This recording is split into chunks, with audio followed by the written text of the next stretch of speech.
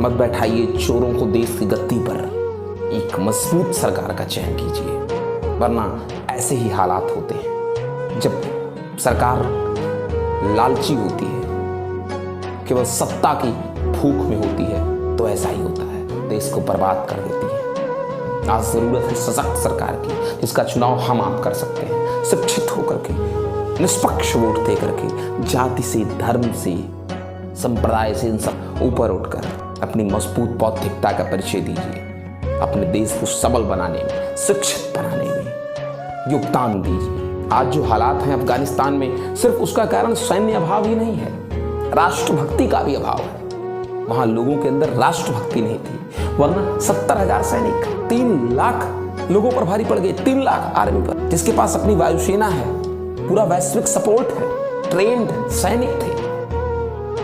क्यों? नेतृत्व की कमी, सफल नेतृत्व की कमी, कुशल नेतृत्व की कमी, कमजोर सरकार, इच्छा शक्ति की कमी थी जिसके पास, वैश्विक प्रभाव की कमी थी, और लोगों में भी राष्ट्रवादिता की कमी थी। वहां के लोगों में कोई देश प्रेम नहीं, जैसे हमारे देशों में आर्मी में होता है। ये भी होना चाहिए। अगर सरकार नेतृत्व विहीन भी हो गई, अगर सरकार कमजोर भी थी, अगर सरकार सही निर्देश नहीं दे पाई, तो कम से कम आर्मी को मजबूत होना चाहिए था। लाठी डंडे लेकर के निकलते अगर पूरे अफगानिस्तान के लोग, तो भी तालिबानियों पर भारी पड़ते। लेकिन वहां के लोगों में देश प्रेम, राष्ट्रभक्ति की कमी है। राष्ट्रवादिता होनी चाहिए कि राष्ट्र पहले है, व्यक्तिवादिता बाद में, मैं बाद में, मेरी जाति बाद में, मेरा धर्म बाद में, लेकिन पहला धर्म राष्ट्र धर्म होना चाहिए।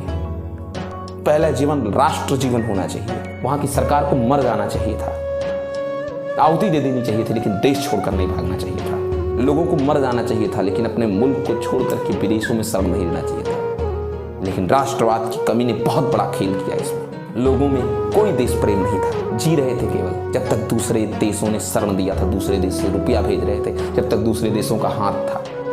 यही हर देश का हाल होता है, और यही हाल हर उस मुल्क का होगा जिसमें लोगों को देश से प्रेम नहीं होगा। लोग अपने स्वार्थ के लिए जिएंगे, सरकारें सत्ता की भूखी होंगी, देश का दोहन करेंगी। वहां की सरकार जो पैसा भेजती भी थी, तो जो अधिकारी थे बीच में वो खा लेते थे। 1,000 रुपए भेजने पर 200 रुपए। सेना के पास हथियार नहीं थे, औजार नहीं थे, मनोबल नहीं था, नेतृत्व नहीं था। तो ये कैसे आता है? देश के टैक्स से आता है। सरकार को पैसा मिलेगा तब ना खरीदेगी।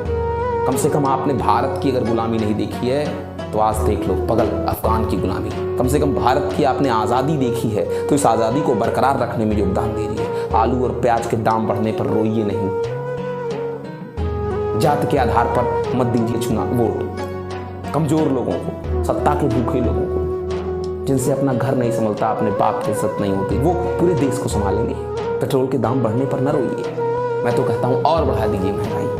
कोई मेरे पास गवर्नमेंट जॉब नहीं है, पूरी दुनिया के पास गवर्नमेंट जॉब नहीं है, पूरे भारत के लोगों के पास गवर्नमेंट जॉब नहीं है, लेकिन लोग फिर भी सरकार का साथ दे रहे हैं। कुछ लोग ऐसे हैं जिनके पास सारी सुविधा है, वो महंगाई चिल्लाते हैं। मैं तो कहता हूँ और बढ़ा दीजिए, लेकिन आर्मी को मजबूत कीजिए, आर्मी मैन्स को मजबूत कीजिए, हथियारों को मजबूत कीजिए। बहुत जरूरी है शस्त्र से संपन्न होना राष्ट्र का, और लोगों में राष्ट्रवादिता होना, देश प्रेम होना। ये जाति पाति को भूल दो।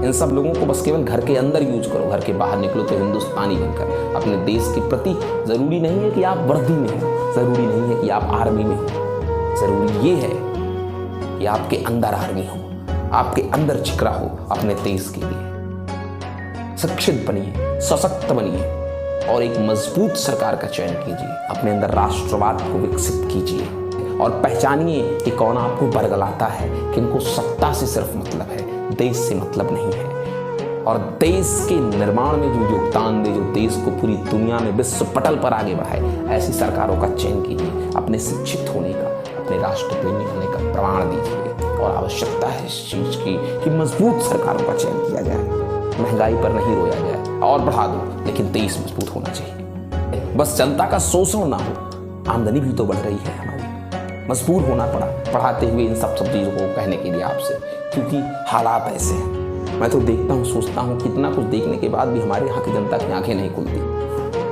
आप किसी भी जाति के हो, किसी भी धर्म के हो, देश के नाम पर मिट जाइए। किसी भी संप्रदाय के हो, जब बात देश की हो तो सब भूल जाइए, सिर्फ देश को याद रहे।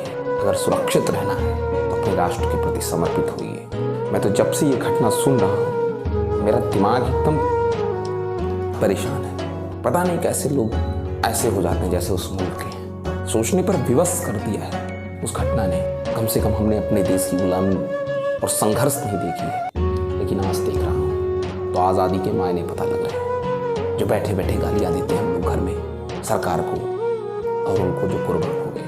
लोग इतने बड़े हों कि संकट के समय अपने राष्ट्र, अपने देश, अपने समाज, अपने सरकार का साथ नहीं दे सकते, सिर्फ उनकी आलोचना कर सकते हैं, वैसे ही गोलियां खाते हैं। दूसरों पर केवल आश्रित रहे। भारत और अमेरिका उनकी मदद करें, क्या कर सकता है। और जिन्हें बहुत डर लगता है आज भी भारत में, जरा बाहर किसी ऐसे राष्ट्र में जाकर देखें जहाँ उनकी संख्या बहुत ज़्यादा हो, इतने डर लगता है। हकीकत सामने आ जाएगी। अपने देश में जो सही सरकार हो उनका समर्थन कीजिए, उनका साथ दीजिए, वरना हालात कुछ ऐसे ही होंगे। शुक्र करिए कि 47 तक आज जैसे लोग नहीं थे, आज जैसे राजनीतिक दल नहीं थे। कम से कम लोग देश छोड़कर भागे नहीं गुलामी के समय, अपने देश में रहे और लड़े तब तक जब तक आज़ादी नहीं हासिल की। ऐसे लोग चाहिए। कम से कम भारत में ऐसे लोग थे जो गुलामी के समय अपने देश को नहीं छोड़े बल्कि लड़े और अंतिम सांस तक लड़े, 200 साल तक लड़े। आज जिस तरीके से दिखाई दे रहा है उस तरीके नहीं। राष्ट्रपति देश छोड़ दे रहा है, मंत्री देश छोड़ दे रहा है, जनता देश छोड़ दे रही है, लड़ नहीं रही है।